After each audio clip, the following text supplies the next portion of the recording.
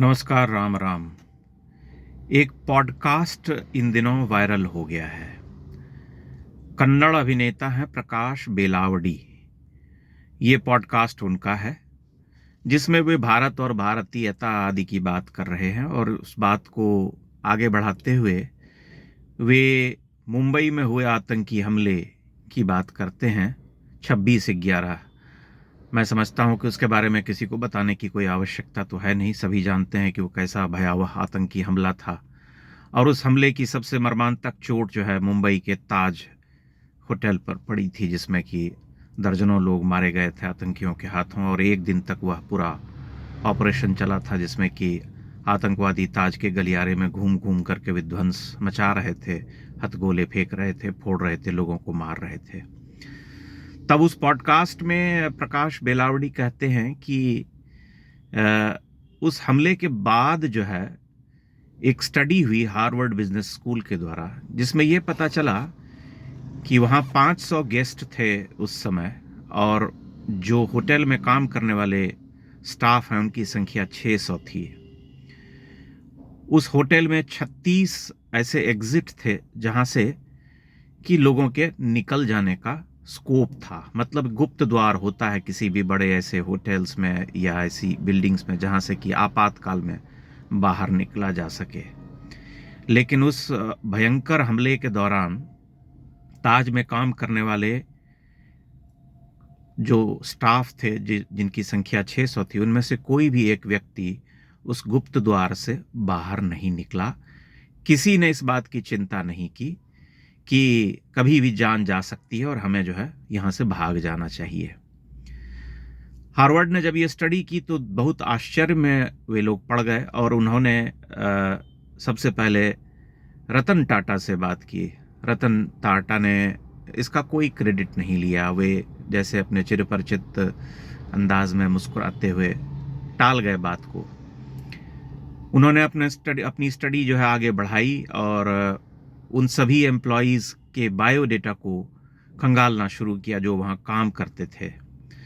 तब उस स्टडी में पता चला कि जितने भी एम्प्लॉई थे ताज में काम करने वाले, वे सब किसी महानगर की पृष्ठभूमि से नहीं आए थे, बल्कि भारत के छोटे छोटे शहरों के रहने वाले लोग थे।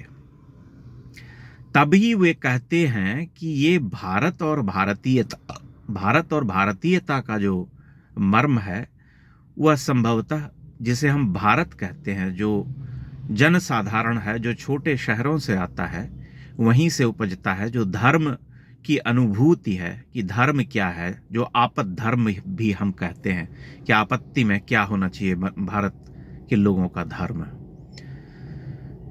ये बात इसलिए बहुत महत्वपूर्ण है कि भारत और इंडिया को एक समझने वाले लोग कभी भी इसमें अंतर का अनुभव नहीं कर सकते या डिफरेंशिएट नहीं कर सकते कि क्या वस्तुतः अलग है एक भारतीय होने में और एक इंडियन होने में। एक ऐसी पीढ़ी वाले भारतीय जो अपने आप को इंडियन कहते हैं, जो अपनी परंपरा, अपनी स्मृति, अपने धर्मबोध से अलग हैं। तुलसीदास की एक बड़ी प्रसिद्ध पंक्ति है, आपको ध्यान होगी, कि धीरज धर्म मित्र अरुनारी आपतकाल परखिए चारी। मतलब आपातकाल में धीरज धर्म मित्र और नारी की पहचान होती है। वह वही आपातकाल था जिसमें ताज के उन सभी एम्प्लॉयज़ ने अपनी जान की परवाह करते हुए केवल इस बात का विचार किया कि जो हमारे मेहमान हैं, जो हमारे अतिथि इस होटल में रुके हुए हैं, उनके ऊपर कोई संकट ना आए, भले ही हमें अपनी जान गंवानी पड़े। यह भारतीयता है और यह भारतीयता का धर्म है, उस धर्म की अनुभूति है। मैंने एक बार पहले भी कहा था कि रविंद्रनाथ का जो राष्ट्रगान है, जिसके बारे में कि आलतू फालतू की बातें प्रचारित कर दी गई हैं, उस राष्ट्रगान को पूरा पढ़ने की आवश्यकता। वह 5 बंद की कविता है और उसके तीसरे बंद में कविवर कहते हैं, पतन अभ्युदय बंधुर पंथा युग युग धावित यात्री, हे चिरसारथी तव रथ चक्रे मुखरित पथ दिन रात्रि, दारुण विप्लव माझे तव शंख ध्वनि बाजे।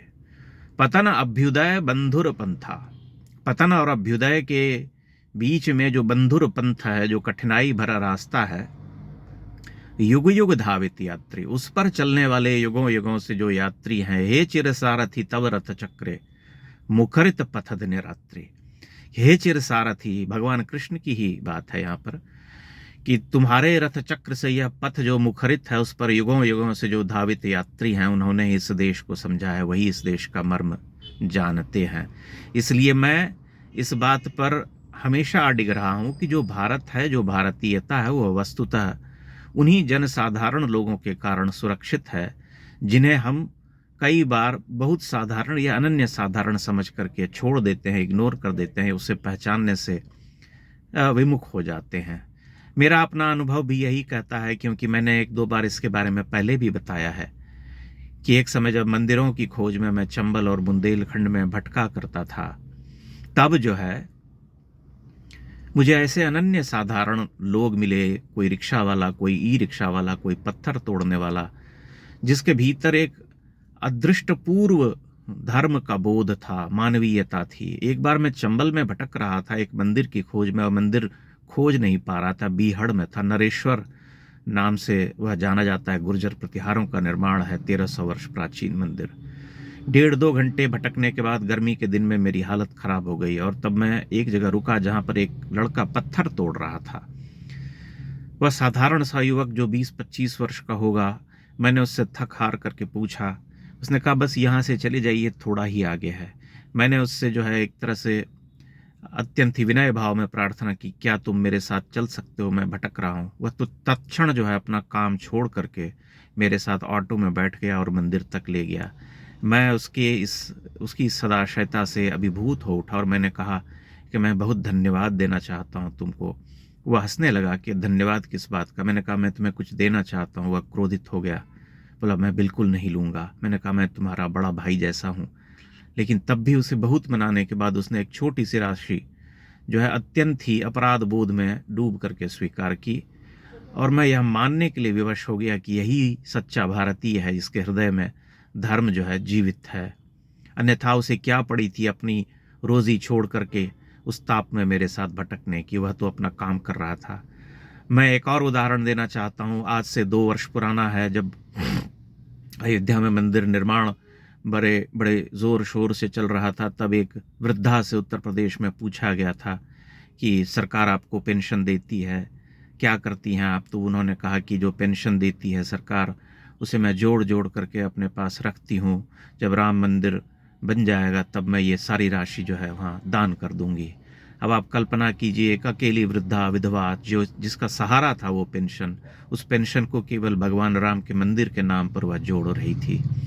इससे बड़ा आत्मोत्सर्ग क्या हो सकता है? यही जो भाव है भारत के जनसाधारण में, यही उसे भारत बनाता है, जिसे हम भारतीयता कहते हैं। जब तक यह जीवित है तब तक भारत भारत रहेगा, उसकी धर्म दृष्टि कभी धूमिल नहीं होगी। जिस दिन यह समाप्त हो गया और यह भारत पूरी तरह से इंडिया हो गया, जो कि आज की हम पीढ़ी में देख रहे हैं, आधुनिक जो पीढ़ी है, और जो पीढ़ी एक तरह से अपनी परंपरा से, अपनी स्मृति से, अपने धर्म बोध से च्युत है, जो किसी चीज़ को नहीं मानती है, उसके साथ यह संकट बड़ा है, क्योंकि उसके लिए धर्म भी जो है गौण विषय है। लेकिन जिसके लिए धर्म गौण विषय नहीं है, वह हमेशा भारत का जनसामान्य है। उसी जनसामान्य से यह देश जो है जीवंत है। और मुंबई में ताज हमले का जो उदाहरण मैंने आपको दिया, उससे भी आप इसे पुष्ट कर सकते हैं। मैं उस पॉडकास्ट का लिंक आपको डिस्क्रिप्शन बॉक्स में दे दूंगा, जहां ये समाचार छपा है उसका भी लिंक दे दूंगा। आप देख सकते हैं, पढ़ सकते हैं, और स्वयं जो है इस घटना की तस्दीक कर सकते हैं और अनुभव कर सकते हैं कि वो अभिनेता जो हैं कन्नड़ फिल्मों के, वो क्या कहना चाह रहे हैं, और हमें उसे कैसे ग्रहण करना चाहिए, कैसे उसे समझना चाहिए। बहुत बहुत धन्यवाद।